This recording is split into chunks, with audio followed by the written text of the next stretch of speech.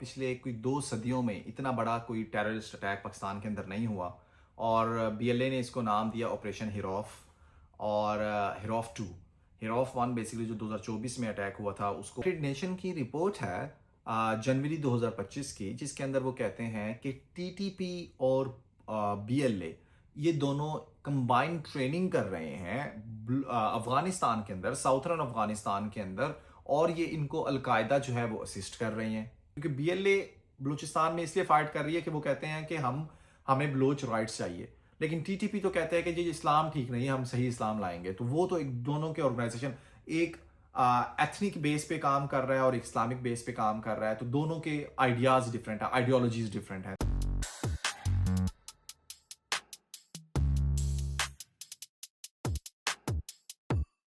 Hello guys, welcome back.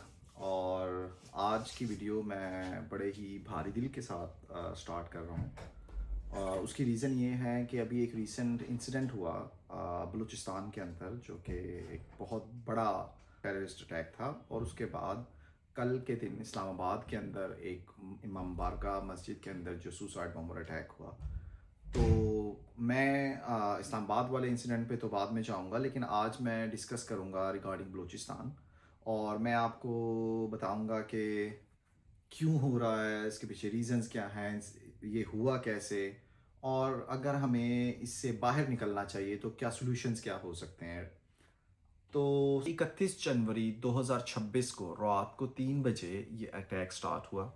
ये बहुत ज़्यादा सिस्टमैटिक, इंटेलिजेंस बेस, और मेरा ख्याल है कि उन्होंने अपने टैक्टिक्स चेंज करके ये अटैक किया। 9 से 12 डिस्ट्रिक्ट बलूचिस्तान के, including the capital of Balochistan Quetta, उसके अंदर ये अटैक हुआ। और ये अटैक कैसे हुआ कि वो बलूचिस्तान को डिस्कनेक्ट करना चाह रहे थे। कैसे? कि उन्होंने जो मेन मेन हाईवेज हैं बलूचिस्तान को जो आ रही हैं, उन सब बलूचिस्तान की हाईवेज के ऊपर चेक पोस्ट लगा दी। उसके बाद पैसेंजर्स को निकाला, चेक किया, आईडीज चेक की, अपडेट किया, और वो बाकी सो ऑन। अब जो उन्होंने मेन 3 हाईवेज बंद की, तो पहली हाईवे जो कराची जा रही है, दूसरी जो तफ्तान की तरफ जा रही है, और तीसरी जो सिब्बी की तरफ जा रही है। तो जो 3 मेजर हाईवे थी जो तफ्तान, कराची और सिब्बी की तरफ जा रही थी, उन तीनों पे इन्होंने चेक पोस्ट लगा दी है। अब ये सारा काम एक ही रात में एक ही टाइम पे हो रहा है। चेक पोस्ट लगा के उन्होंने, और वहां पर मतलब चेकिंग स्टार्ट कर दी है। और जो आप ये कह लें कि एक तरह का जो स्टेट की मशीनरी है एकदम से जैम कर दिया है। कोयटा के अंदर उन्होंने डीसी हाउस के ऊपर हमला किया।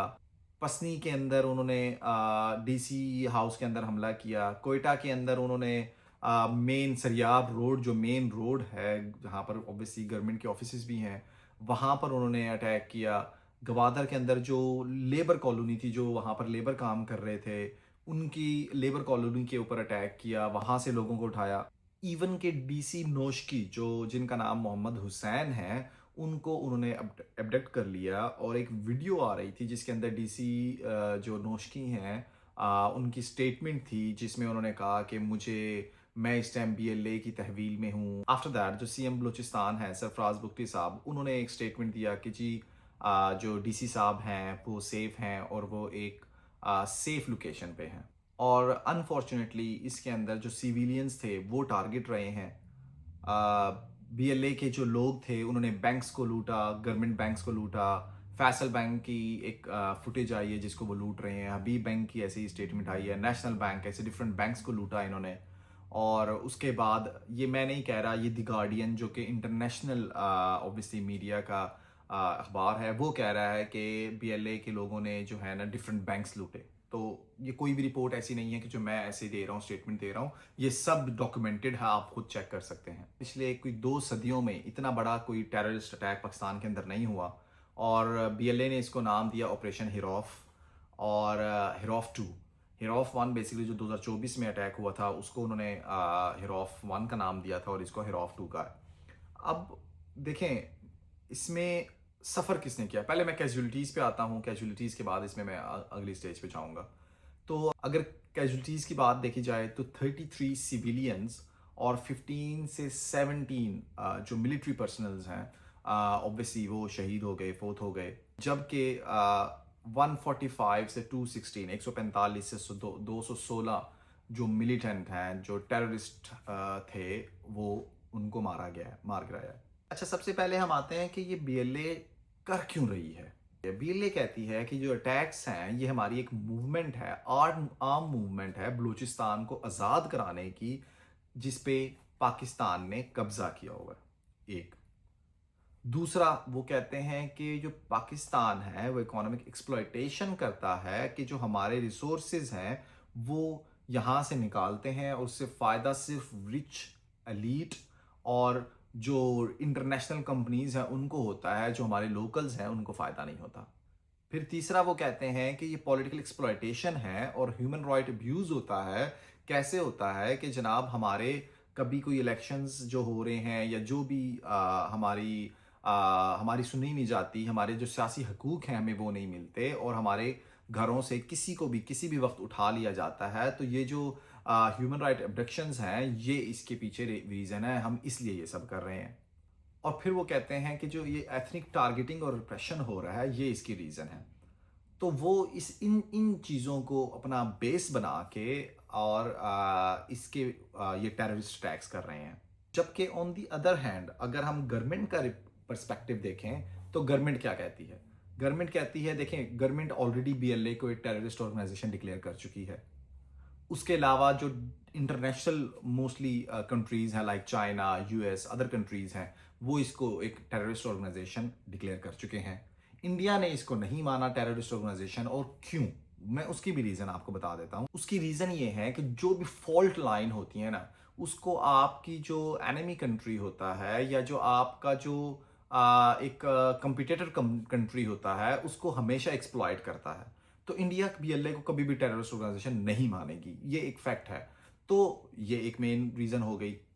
दूसरा, गवर्नमेंट का पर्सपेक्टिव ये है, गवर्नमेंट कहती है कि बीएलए जो है वो सपोर्ट बाय फॉरेन पावर्स है, स्पेशली अफगानिस्तान एंड इंडिया। और वो इसका सबूत ये देते हैं कि जैसे कुलभूषण जाधव को उन्होंने पकड़ा बलूचिस्तान से और उन्होंने इंटरनेशनल कोर्ट के सामने प्रेजेंट किया और वो साबित हो गया, यस, वो पिछले कोई 10 सालों से पाकिस्तान के अंदर जो जी बलूचिस्तान के अंदर इंसर्जेंसी और टेररिस्ट अटैक हो रहे थे वो उनमें इन्वॉल्व था।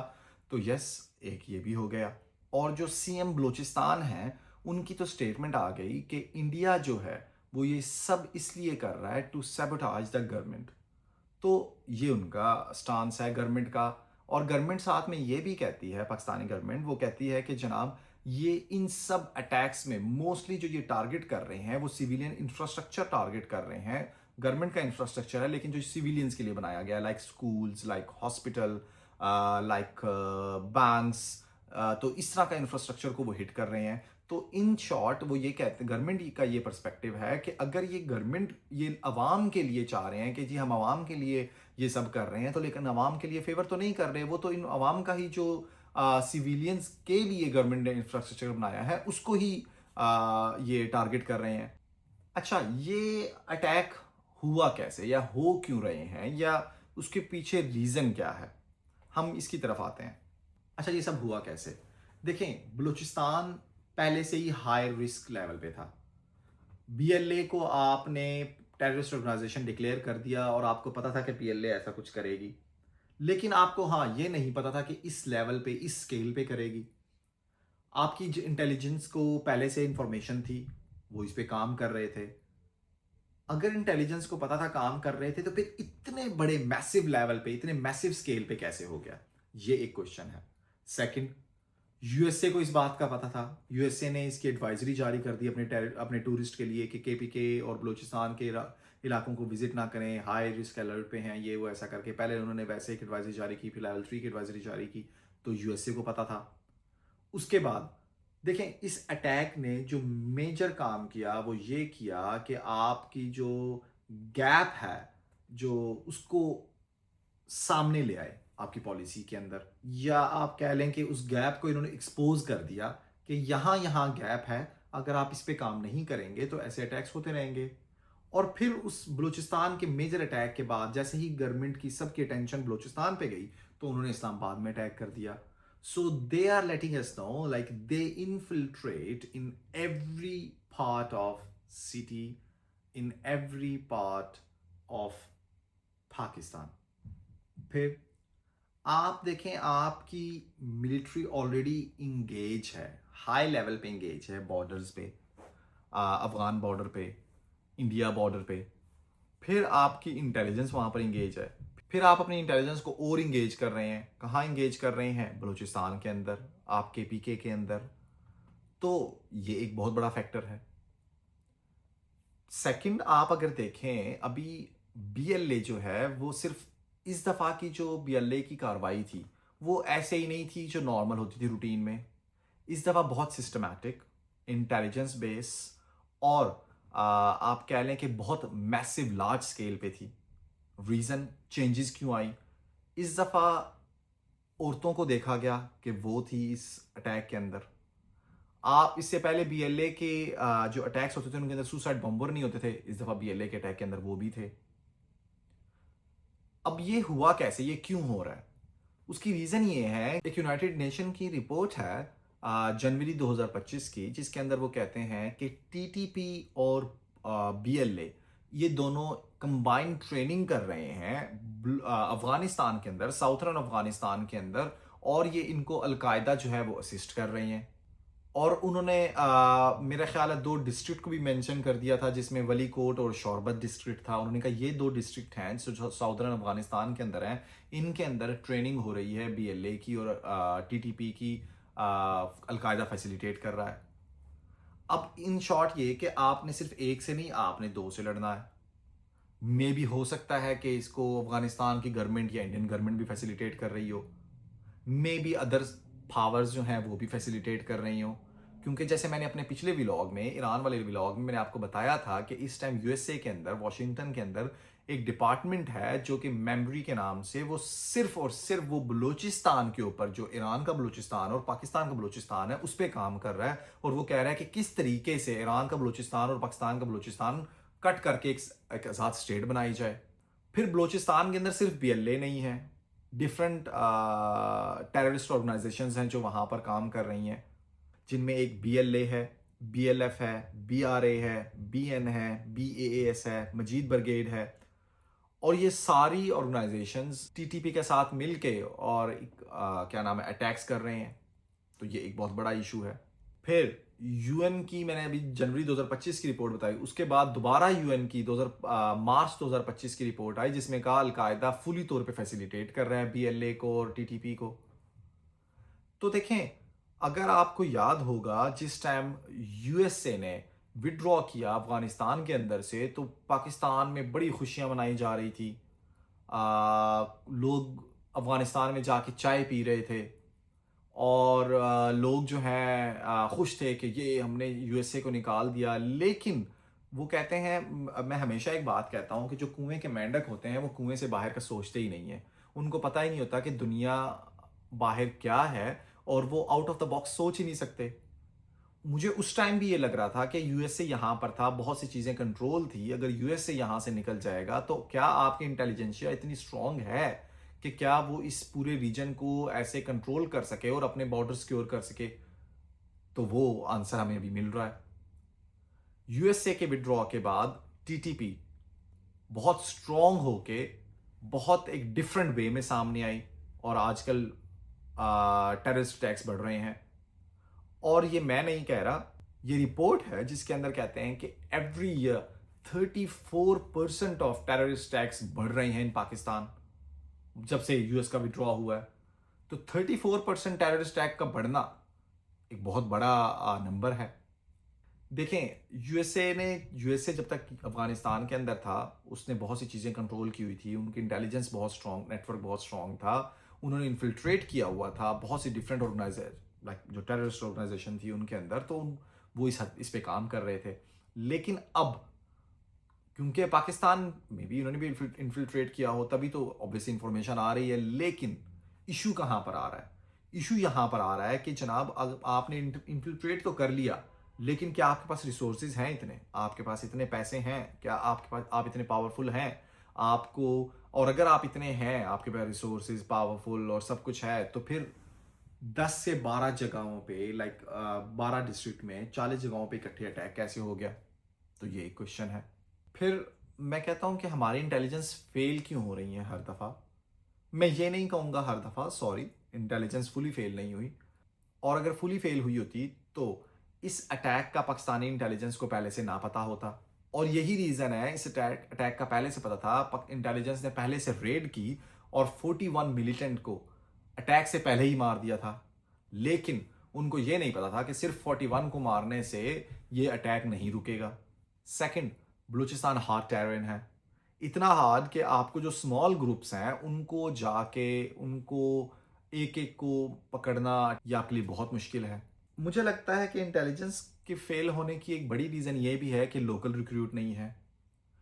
मतलब होना ये चाहिए कि इस टाइम, अगर आपको याद हो कि केपी का जब ऑपरेशन कर रहे थे तो मोस्टली हमने केपी के ऑपरेशन के अंदर पठानों को, हमने पख्तून भाइयों को बुलाया और हमने कहा कि आप लोग ऑपरेशन करें, उनको सिचुएशन दिखाई और उन्होंने वो ऑपरेशन में शामिल हुए। तो वहां से बहुत डिफरेंस आया। तो हमें, मुझे लगता है कि अब बलोचिस्तान के अंदर ऑपरेशन करने के लिए हमारे जो बलोच भाई हैं, जो ऑलरेडी हमारी एजेंसीज के अंदर हैं, हमारी मिलिट्री इस्टेब्लिशमेंट के अंदर हैं, उनको हमें वहां पर रोल देना चाहिए, लोकल रिक्रूट करने चाहिए, हमें नज़र रखनी चाहिए। हमें पता है कि आपकी इंटेलिजेंस को इतना तो पता होता है कि कौन किस लेवल का बंदा है, कौन। मैं नहीं चाहता कि लोकल रिक्रूट करते हुए आप मतलब टेररिस्ट आपके अंदर इन्फिल्ट्रेट कर लें। लेकिन लेकिन लेकिन आपको यह ज़रूर करना चाहिए कि लोकल को रिक्रूट करें ताकि आपके लिए ईजी हो। अगर लगता है, या जो कि मुझे भी डाउट है, या इस टाइम एक बहुत स्ट्रांग बिलीव है कि इसके अटैक के अंदर या बलूचिस्तान के अंदर जो भी इंसर्जेंसी है उसके अंदर अफगानिस्तान और इंडिया इन्वॉल्व है। अगर वो इन्वॉल्व है तो फिर हमारी एजेंसीज जो हैं वो बहुत मिसजज कर रही हैं। आपको एक अच्छे और बेटर लेवल पे, बेटर स्केल पे इसको डील करना चाहिए। और हर दफ़ा सोल्यूशन काइनेटिक ही नहीं होता। मीन्स कि मैं जब भी देखता हूँ, मैंने मोहसिन नकवी की एक स्टेटमेंट देखी थी जिसमें वो कह रहे थे कि बलूचिस्तान के टेररिस्ट या टीटीपी ये तो एक एसएचओ की मार है। अगर ये एसएचओ की मार है तो फिर आपने 12 डिस्ट्रिक्ट पे अटैक कैसे होने दिया? आप, अगर एसएचओ की मार है तो आप एक एसएचओ से कह के ये 12 डिस्ट्रिक्ट के रुकवा क्यों नहीं लिया? फिर सीएम सरफराज बुगटी वो कहते हैं टेररिस्ट के साथ कोई निगोशिएशन नहीं होंगी। ये एक बहुत बड़ा इशू है। देखें, हमेशा आप बीएलए के साथ वॉर में नहीं हैं। वॉर के डायनामिक्स डिफरेंट होते हैं। आप बीएलए के साथ, वो एक टेररिस्ट ऑर्गेनाइजेशन है, वो अटैक कर रहे हैं, आपने उनको न्यूट्रलाइज करना है जितने उनको आप कर सकते हैं, आइदर हुक और बाइक, आइदर क्रुक। बट आप जो है सिर्फ हार्ड या काइनेटिक वे ही क्यों ले रहे हैं? आप दूसरे वे से भी तो जा सकते हैं। तो ये एक बहुत बड़ा इशू है जो कि मुझे लगता है हमारी एजेंसीज को इस बारे में गौर करना चाहिए। और जैसे मैंने अभी कहा कि आप बीएलए के साथ वॉर में नहीं है। वॉर में, क्योंकि देखें, जो वॉर की एक्चुअल डेफिनेशन है, आप थॉमस एक्विंटस ने ये वॉर की डेफिनेशन दी थी और उसके बाद ये चलती आ रही है, चलती आ रही है। मैं आपसे ये डेफिनेशन शेयर भी कर देता हूं। तो उस वॉर की डेफिनेशन पे आपकी बीएलए या आपकी टीटीपी या आपकी ये ऑर्गेनाइजेशंस जो हैं, टेररिस्ट ऑर्गेनाइजेशंस, ये उतरती ही नहीं है। क्यों नहीं उतरती? क्योंकि देखें, वॉर की 3 डेफिनेशन है। लाइक लेजिटिमेट अथॉरिटी होनी चाहिए, लाइक लोकल सपोर्ट होनी चाहिए, कॉज होना चाहिए, तीसरा आपकी राइट इंटेंशन होनी चाहिए। तो बीएलए या टीटीपी को उठा के देखें तो उनके पास तीनों ये नहीं है। कैसे नहीं है? कि लेजिटिमेट अथॉरिटी, आप देखें कि बलूचिस्तान का इलाका, क्या वो सब लोग बीएलए को सपोर्ट कर रहे हैं? मुझे तो नहीं लगता। अगर ऐसा है तो फिर वो लोकल्स को ही क्यों हिट कर रहे हैं? वो बैंक्स को क्यों लूट रहे हैं? वो जो मैंने अभी आपको जो डाटा शेयर किया जिसके अंदर मैंने सिविलियन कैजुअलिटीज की बात की, जिसमें 33 सिविलियंस उनको मार दिया गया, शहीद हो गए वो। तो क्या आप ऐसे सिविलियन आपको सपोर्ट करेंगे जहां पर आप उनको मार देंगे? आप एक आपने लोगों के अंदर एक हॉन्ट क्रिएट कर दिया है। लोग डर रहे हैं, घरों में बैठे हैं। क्यों? क्योंकि उनको पता ही नहीं है कि किसी टाइम भी कोई अटैक आ जाएगा, किसी टाइम भी कोई बाहर आके खड़ा होकर गोलियां चलाने लग देगा, किसी टाइम भी कोई एक आएगा आपके साथ हक करेगा या आपके साथ आके बात करेगा और खुद को उड़ा देगा।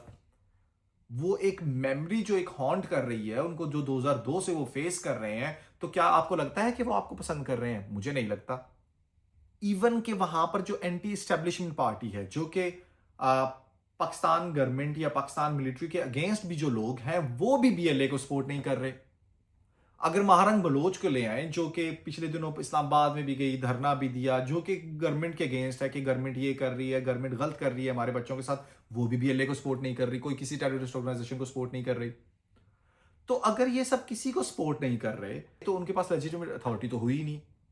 लाइक के मैं ये कहूंगा कि बलूचिस्तान के शायद 10% 15% लोग भी आपको सपोर्ट नहीं कर रहे बीएलए को, या टीटीपी तो मैं आता नहीं हूँ, खैर वो तो एक अलग टेररिस्ट ऑर्गेनाइजेशन है, लेकिन बीएलए को तो लेजिटिमेट अथॉरिटी तो हुई नहीं। मैं टीटीपी पे इसलिए नहीं आ रहा क्योंकि टीटीपी का मकसद ही कुछ और है, क्योंकि बीएलए बलूचिस्तान में इसलिए फाइट कर रही है कि वो कहते हैं कि हमें बलोच राइट्स चाहिए, लेकिन टीटीपी तो कहते हैं कि जी इस्लाम ठीक नहीं है, हम सही इस्लाम लाएंगे। तो वो तो एक दोनों के ऑर्गेनाइजेशन एक एथनिक बेस पे काम कर रहा है और एक इस्लामिक बेस पे काम कर रहा है, तो दोनों के आइडियाज डिफरेंट है, आइडियोलॉजीज डिफरेंट है, तो इसलिए मैं टीटीपी पे अभी आना नहीं चाह रहा फिलहाल। आई डोंट नो दो डिफरेंट आइडियोलॉजीज कैसे काम कर रही हैं सिर्फ, और यही रीजन है कि मैं हमेशा कहता हूं कि फॉरेन इन्वॉल्वमेंट मुझे इसलिए लगती है कि देखें, जब दो बंदों के डिफरेंट आइडियोलॉजीज हों और वो इकट्ठे काम कर रहे हों, तो उसके देखें, अब कोई भी ऑर्गेनाइजेशन अपनी आइडियोलॉजी से हटेगी तो उसके बाद उसकी, मेरा ख्याल है, ऑर्गेनाइजेशन के अंदर से ही विद इन ऑर्गेनाइजेशन जो है इश्यूज स्टार्ट हो जाएंगे और फूट पड़ना स्टार्ट हो जाएगी। लेकिन ये सिर्फ एक ही शर्त में मुमकिन है कि अगर वो इसको सेव कर सकें, क्योंकि जब फॉरेन इन्वॉल्वमेंट होती है, फॉरेन फंडिंग होती है और आपको बताया जाता है कि जनाब देखो आपका दुश्मन एक ही है, उसको ऐसे कमजोर करो, हमारी तो हम यहां से कमजोर करेंगे, हम सही से इस्लाम लेके आएंगे, तुम सही से एथनिसिटी ले आओ। और मुझे समझ नहीं आ रही है अगर एथनिसिटी बेस पे अगर बीएलए अलग से आजाद, इन केस जो कि पॉसिबल नहीं है, अगर आजाद बलूचिस्तान बना भी लेती है तो टीटीपी को तब इश्यू नहीं होगा कि आपने इस्लाम तो अभी भी सही नहीं लाए वहां पर, फिर टीटीपी और बीएलए दोबारा लड़ेंगे। तो ऐसा नहीं है। बेसिकली इनको फॉरेन फंडिंग करके दोनों को मिलाया जा रहा है, पहले को दोनों को फॉरेन फंडिंग हो रही थी और जो फंडिंग जो इनके आका है उन दोनों ने मिला दी और ये मिल गए, तो ऐसा मेरा बिलीव है। खैर, फिर दूसरी पे आते हैं जस्ट वॉर पे। मैं आपको बता रहा था कि डेफिनेशन ऑफ वॉर में लेजिटिमेट अथॉरिटी होनी चाहिए, फिर जस्ट वॉर, तो उनका वॉर का जो कॉज है वो जस्ट नहीं है। आप स्कूल्स पे, बच्चों पे, लोकल्स पे, बैंकों पे क्यों अटैक कर रहे हैं? और अगर आपने आजाद करवा ली तो आप इसको बिल्ड कैसे करेंगे इंफ्रास्ट्रक्चर? लाइक आप सारा इंफ्रास्ट्रक्चर उड़ा के तबाह करके फिर आप अलग हो जाएंगे और फिर आप इसको बिल्ड कैसे करेंगे दोबारा से? और अगर आपका इतना ही जस्ट कॉज है तो आप टीटीपी से क्यों मिलके काम कर रहे हैं? तो जस्ट, मुझे तो जस्ट नहीं समझ आता। लेकिन फिर भी मैं कह दूंगा कि मैं 100 में से 10-20 नंबर आपको दे देता हूं कि शायद आप जो कह रहे हैं कि आपकी जो कॉज है वो 5% 10% ठीक है, ओके, जस्ट वॉर में आपको दे दिए, चले 100% मार्क्स दे दिए आपको जस्ट वॉर में। फिर राइट इंटेंशन, राइट इंटेंशन क्या होता है? ईवल को अवॉइड करो। आप तो नहीं कर रहे, आप तो जिसको चाहते हो मार रहे हो, आप जाके सुसाइड बॉम्बिंग कर रहे हो, ये वो ऐसा करके। तो जो वॉर की तीन मेन रीजंस हैं कि आप जब किसी से वॉर करते हैं तो ये 3 पॉइंट्स होने चाहिए, उनमें से जस्ट वॉर में आप 10-20% उतरते, वरना किसी में भी नहीं उतरते। और अगर आप उतरते नहीं हैं तो आपसे वॉर तो नहीं हो सकती। तो अगर वॉर नहीं हो सकती तो फिर क्या है? इसका मतलब है कि आप जो है टेररिस्ट ऑर्गेनाइजेशन के अलावा कुछ नहीं है। और फिर लेट अस सपोज बीएलए आ भी गई, सफर किसने करना है? अवाम नहीं। देखें, इस तरह के अभी इन्होंने बीएलए ने अटैक कर दिया बलूचिस्तान के अंदर, उससे सफर क्या होगा? इस टाइम बलूचिस्तान के अंदर सेक्शन 144 और डिफरेंट सेक्शंस लगे हुए हैं, आप बाहर नहीं निकल सकते, आप ये फलाना नहीं कर सकते, ये नहीं कर सकते, कारोबार बंद है, ऑब्वियसली सिक्योरिटी ज़्यादा हो जाती है, आपको चेकिंग, आपकी हर जगह चेक पोस्ट लग जाएंगी, आपको उतनी ज़्यादा जो डेली आपकी लाइफ है वो उतनी ही ज़्यादा डिस्टर्ब हो जाएगी। तो आवाम ने सफ़र करना है। तो इन शॉर्ट ये कि आपकी कोई भी एक्टिविटी, बीएलए का कोई भी एक्ट, उससे सफ़र आवाम कर रही है। मे बी बीएलए इस बात को वो कहते हैं कि कह रहे हो कि कोई बात नहीं, हमें बड़ा मकसद अचीव करने के लिए ये छोटे मोटी कुर्बानियां देनी पड़ेंगी, या मे बी कोलैटरल डैमेज का नाम देते हो, लेकिन ये कोलैटरल डैमेज नहीं है, आप आवाम को सफ़र कर रहे हैं। तो ये एक उस पे है। और मुझे ये नहीं समझ आती कि ये हमेशा ऐसा ही क्यों होता है जब भी पाकिस्तान इंटरनेशनल लेवल पे, इंटरनेशनली डिप्लोमेटिकली बहुत कामयाबियां देख रहा होता है, तो इंटरनली जो पाकिस्तान के अंदर जो है ऐसे इश्यूज स्टार्ट हो जाते हैं। लाइक इस टाइम पाकिस्तान डिप्लोमेटिकली दुनिया में बहुत अच्छा काम कर रहा है। तो आपने देखा है कि सी पैक को सबोटाज किया जा रहा है। बलूचिस्तान में अटैक का पर्पज़ यही है कि सी पैक को सबोटाज किया जाए। इस्लामाबाद के अंदर अटैक होना, बाकी और डिफरेंट जगहों पे टेररिस्ट के थ्रेट्स होना, टीटीपी का लोगों का मतलब दिखना केपीके के अंदर, वादिया तीरा के ऑपरेशन, और खैर तीरा का तो एक अलग सब चैप्टर है, उस पर हम बाद में बात करेंगे। लेकिन ये सब चीज़ें क्यों हो रही हैं? देखें, मुझे ऐसे लगता है कि हो सकता है कि इसमें इंटरनेशनल पावर्स इन्वॉल्व हों, और ये एक सबूत भी है कुलभूषण जाधव वाला।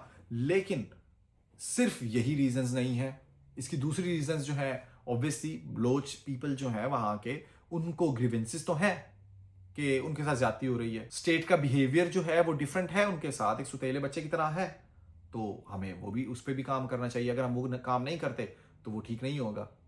तो अब देखें, ये सब चीजें वो हैं जो हुई, जो हमने देखा, बीएलए क्या कर रही है, लेकिन सोल्यूशन क्या है? सोल्यूशन नहीं है तो हम कोई भी इस पे काम नहीं कर सकते। तो हमें सबसे पहले इस पे, बजाय इसके इन सब बातों के, फजूल बातों के जाने के, सोल्यूशंस की तरफ जाना चाहिए मुझे लगता है। और सोल्यूशन बहुत इजी है, लेकिन आपको अपना बिहेवियर, अपना मॉडल है वो चेंज करना पड़ेगा। सबसे पहले तो आपको रीजनल इंगेजमेंट करनी चाहिए कि अफगानिस्तान को स्क्वीज कर दो।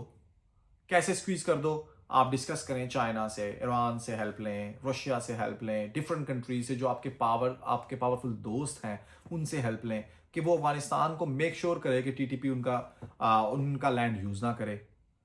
जब यूएन की रिपोर्ट है, यूएन कह रहा है कि टीटीपी और बीएलए कंबाइंड ट्रेनिंग कर रहे हैं, अलकायदा सपोर्ट कर रहा है, ये वो ऐसा करके, तो आपके पास एविडेंस है, आप इंटरनेशनल फोरम्स पे जाएं। फिर रिकंसिलिएशन कमीशन बनाएं, सेनेट को एम्पावर करें। देखें, सेनेट को बनाया किस लिए गया था? कि जो छोटे सूबे हैं, जिनकी रिप्रेजेंटेशन कम है, उनकी रिप्रेजेंटेशन इक्वल हो, और इतनी इक्वल हो कि वो अपने सूबे के लिए बात कर सकें। रिजल्ट क्या है कि आपके सेनेट के चेयरमैन लेटर लिखते हैं कि जी इस पे इंप्लीमेंट किया जाए, उस पे इंप्लीमेंट ही नहीं होता। आपके सेनेट चेयरमैन लिखते हैं कि इस बंदे को अरेस्ट नहीं किया जाए, उसको अरेस्ट कर देते हैं। तो लाइक सेनेट की तो पावर ही नहीं है। तो हमें दोबारा से सेनेट को एम्पावरमेंट देनी चाहिए। फिर फेयर रेवेन्यू शेयरिंग होनी चाहिए, और रेवेन्यू शेयरिंग ऐसी नहीं होनी चाहिए कि आपने रेवेन्यू शेयरिंग कर दी और मतलब लिख दिया, लाइक केपीके के अंदर आपने कहा, एनएफसी अवार्ड के थ्रू आपने जो केपीके को कहा कि जो भी टेररिस्ट फाटा और ये जो इलाके हैं जो टेररिस्ट की वजह से ऑब्वियसली डिस्ट्रप्ट हो गए, या जो उनको हम 2% एनएफसी अवार्ड से देंगे, उनको पैसे ही नहीं मिल रहे। तो प्लीज़ एनएफसी शेयरिंग ऐसी ना हो। जो भी आप फेयर रेवेन्यू शेयरिंग करेंगे तो वो उनको फेयर रेवेन्यू शेयरिंग प्रॉपरली मिले। इकोनॉमिक और रिसोर्स शेयरिंग है वो प्रॉपरली होना चाहिए। लोगों में ट्रस्ट बिल्डिंग करें, सियासी शऊर, पॉलिटिकल सोल्यूशन लेके आए, सियासी सोल्यूशन लेके आए। लाइक वहां पर फ्री एंड फेयर इलेक्शन होने दें। ठीक है, आपको रिक करना है, पूरे पाकिस्तान का इलेक्शन रिक कर दें, लेकिन एटलीस्ट ऐसे इलाकों में जो पॉलिटिकल जो लीडर्स हैं उनको सामने आने दें, जो लोगों के नुमाइंदे हैं, जिनको लोगों ने चुना है। फिर आप उनसे डील करें, ना कि आप अपनी मर्जी के प्लांट करें लोगों को। गवर्नर वहां का ऐसा बंदा लगाएं जिसको मोस्ट पॉपुलर हो, ना कि ऐसा कि जो आपको पसंद हो। और not last but most important, grievances को दूर करें। देखें, अगर देखा जाए तो ये एक्चुअल बलूचिस्तान स्टार्ट तो खैर 1950 से ही हो गया, लेकिन जो मेजर इशू बलूचिस्तान का स्टार्ट हुआ है वो भुट्टी साहब के बाद हुआ। अगर हम उनकी बात मान लेते, हम एक इंक्वायरी कर देते, वो एक जिस बंदे को सजा देनी थी, जिसने भी वो एक्ट किया भुट्टी साहब के दौर में, अगर हम उसको दे देते, उसको हम सपोर्ट ना करते, तो शायद ये सिचुएशन इतनी वर्स ना होती। फिर अगर किसी के कोई ग्रीवेंसेस हैं, स्टेट से गिले शिकवे हैं, तो उससे बैठ के उसको दूर किया जाए। स्टेट एक माँ की तरह होती है, और माँ का रोल ये नहीं है कि अगर कोई बच्चा नाराज है तो उसको मार मार के और उसको अलग बिठा दे और उसको कहे तो मैं मार के ही ठीक करूंगी। प्यार से भी ठीक किया जा सकता है। अभी महरंग बलोच के जो इश्यूज थे, वो इस्लामाबाद आके बैठी, वट एवर, इस पे बहुत से इश्यूज हैं कि ठीक है, उसको फॉरेन फंडिंग थी, उसको बैक किया हुआ था फॉरेन ने, उसको एनजीओज बैक कर रही थी, वट एवर, मैं उस पर नहीं जाता।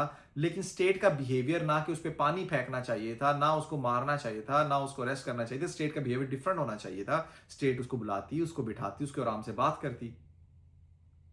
अगर आपको डाउट थे, अगर आपको ये था कि फॉरेन फंडिंग है, तो उसको बिठा के बताते कि देखो हमारे पास एविडेंस है, अगर आप नहीं मानेंगे हमारी बात तो हम ये करेंगे। लेकिन आप स्टेट डिफरेंट हमेशा रिएक्ट कर रही है।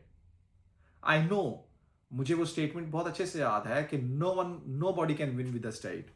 ये हमारे जितने भी हमारे लीडर्स पावर में आते हैं वो सब यही कहते हैं। खान साहब ने भी ये बात की थी कि आप स्टेट से नहीं जीत सकते, तो नहीं जीत सकते आप स्टेट से, लेकिन उसके बाद ऐसी इंसर्जेंसीज होंगी।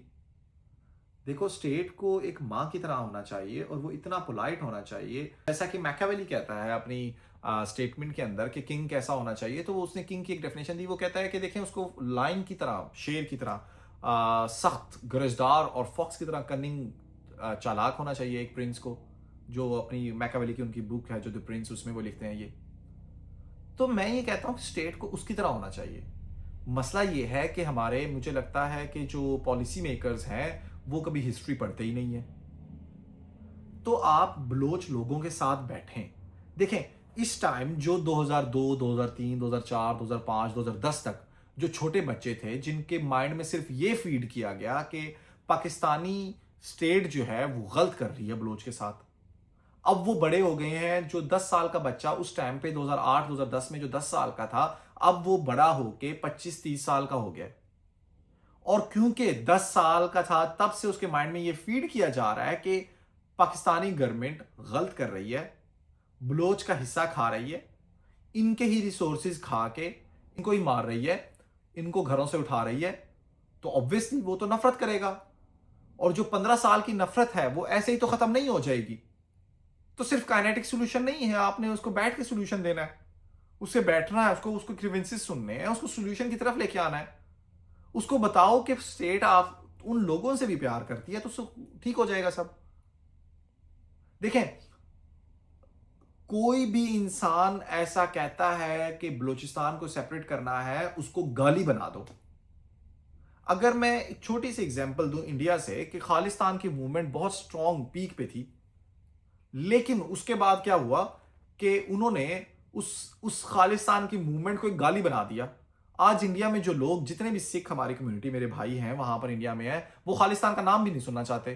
क्यों? क्योंकि उसको गाली बना दिया। तो पाकिस्तान को भी बलूचिस्तान को ऐसे ही एक गाली बना देना चाहिए जो लोग कहें कि बलूचिस्तान को अलग करना है।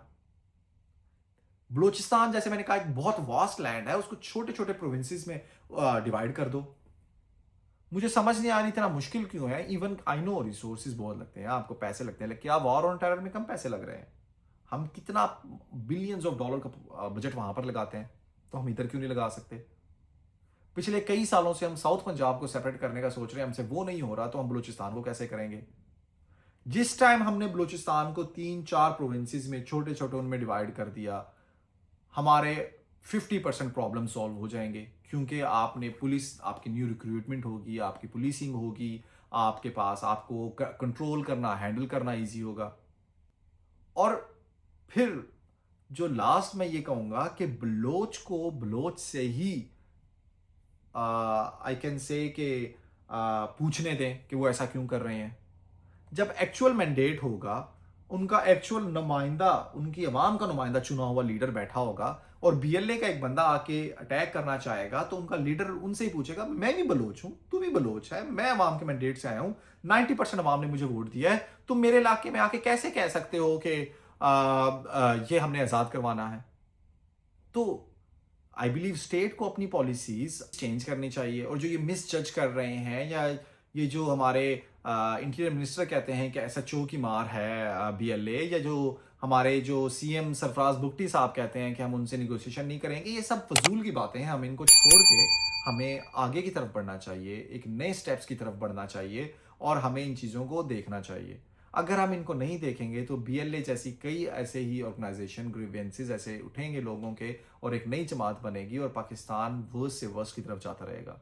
मेरी दुआ है कि पाकिस्तान के अंदर ऐसा कुछ ना हो, और आने वाले दिनों में पाकिस्तान बेहतरी की तरफ जाए, और हम ये टीटीपी और बीएलए और इन सब नासूर जो स्टेट को खा रहे हैं, हम इनसे अपनी जान छुड़ा सकें, हम अपने बॉर्डर सिक्योर कर सकें, हमारी जो मिलिट्री इस्टेब्लिशमेंट और जो हायर इस्टेब्लिशमेंट है वो एक सच्चे दिल से, इस दिल से काम करें कि हमें इस सब को रोकना है और वो रोक पाएँ। थी आज की वीडियो। किसी ने मुझे सब्सक्राइब नहीं किया हुआ तो सब्सक्राइब कर दें। Do like, share and comment. तब तक के लिए स्टे ट्यून, बाय।